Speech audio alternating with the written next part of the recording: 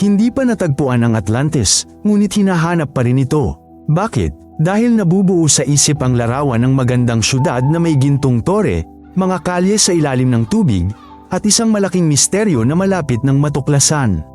Mahilig ang mga tao sa misteryo, lalo na kung ito ay nauugnay sa mga sinaunang sibilisasyon. Bagamat wala pang natagpuang ebidensya ang mga siyentipiko, marami ang naniniwala na ito ay umiral. Paano kung hindi lang ito isang alamat?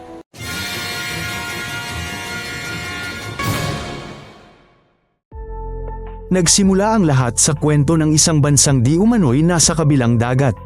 Napakayaman at makapangyarihan ito, ngunit nawala sa isang gabi. Sinasabing may mga kanal, palasyo, at maayos na sistema ng batas doon. Marami ang naniniwala na ito'y gawa-gawa lang. Ito raw ay babala sa mga sobraang ambisyon. Ngunit may ilang sigurado na ito ay batay sa isang tunay na sakuna. May naghahanap ng Atlantis sa ilalim ng Atlantiko. May sa Canary Islands, iba sa Greece. Ang iba ay sa disyerto pa nga. Sa ilalim ng dagat, may lugar na talagang may kakaibang estruktura. Ngunit ang problema, halos laging natural na anyo lang ang mga ito. Mga bitak, bato, o malalaking tipak. Wala pa ring lugar kung saan natagpuan ng sabay ang mga bahay, gamit, at malinaw na bakas ng sinaunang buhay. May teorya na ang totoong Atlantis ay isang isla na may bulkan na sumabog libu-libong taon na ang nakalipas at sumire sa isang makapangyarihang kulturang pandagat. Sa lugar na yun ay naiwan lang ang mga guho at isang patong ng abo. Lahat ay tila akma, isla, kayamanan, kalamidad. Ngunit ang problema, hindi ito matatagpuan kung saan inilarawan sa alamat, at nawasak din ito sa ibang panahon. Pagkatapos ng Ice Age, umakyat ang dagat. Maraming lupain ang lumubog. Sa Europa, may kapatagan noon. Doon nanirahan ang mga tao. Ngayon, ilalim na ito ng dagat. Kahit sa Black Sea, may nakitang lumang tirahan. Nasa ilalim ito, kaya ang mga lungsod na lumubog ay hindi gawa-gawa lang. Pero wala pa ring nakitang Atlantis. Walang singsing, kanal, o palasyo.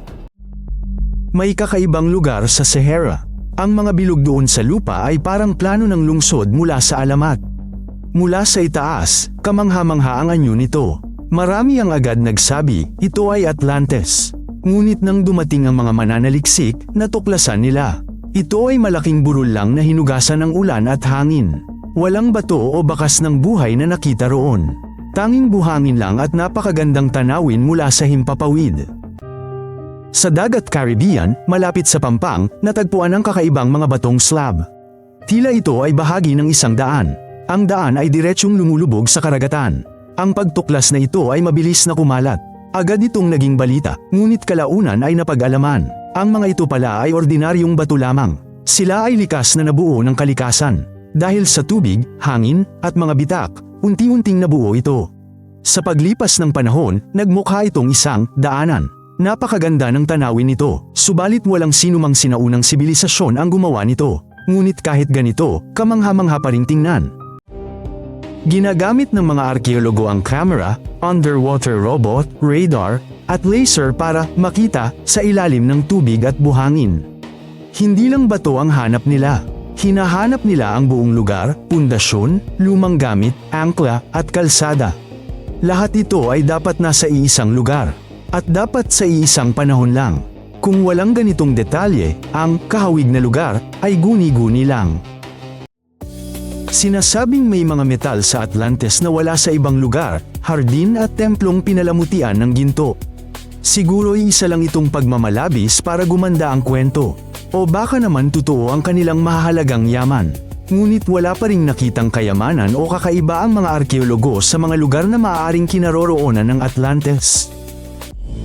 Madalas sabihin na ang Atlantis ay parang mula sa hinaharap, may mga kanal, teknolohiya, barko, at matalinong sistema ng pamamahala. Ngunit sa pinakalumang kwento, ang lahat ay tunay na mas simple, isa lang itong mayamang at maayos na bansang pandagat. Walang lumilipad na makina, wala ring mga robot. Simpleng kaayusan, pagiging pinag-isipan, at marahil, talentadong inhinyero lang ang nanaig doon. At ang lahat ng ito ay tuluyan ang nalubog sa tubig. Ang alamat ng Atlantis ay nagbigay inspirasyon sa lahat, mula manunulat hanggang direktor. Sa pelikula, libro, at laro, ito'y pinapakita bilang makinang na megalopolis o kapital sa ilalim ng dagat. Dahil dito, marami ang naniniwalang malapit na itong matagpuan. Ngunit kailangan nating maunawaan, ito ay pawang pantasya lamang. Ang tunay na kasaysayan ay mas tahimik, at kung ito'y kailanman mahuhukay, hindi ito ginto't kislap, kundi mga bato, sirang palayok, at buhangin. Kung maniniwala sa description, ito'y lungsod na may singsing ng tubig at lupa, kanal, tulay, templo at palasyo sa gitna. Sa paligid, may bukirin, kalsada, at barko. Pinamamahalaan ito ng ilang pinuno na nagpupulong para sa konseho. Isa itong malakas at magandang lungsod. Ngunit ang larawang ito ay mula lamang sa iisang pinagmulan. At hanggang ngayon, walang nakahanap ng kahalintulad. Kung nakaligtas ang mga Atlantean sa trahedya, sila'y lumipat sa ibang lupain. May iwan doon ang mga bakas, kakaibang gamit, bahay, salita, at kakaibang estruktura.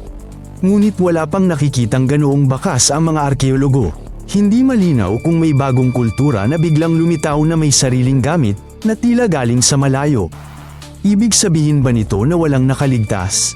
Hindi tiyak, ngunit wala ring ebidensya.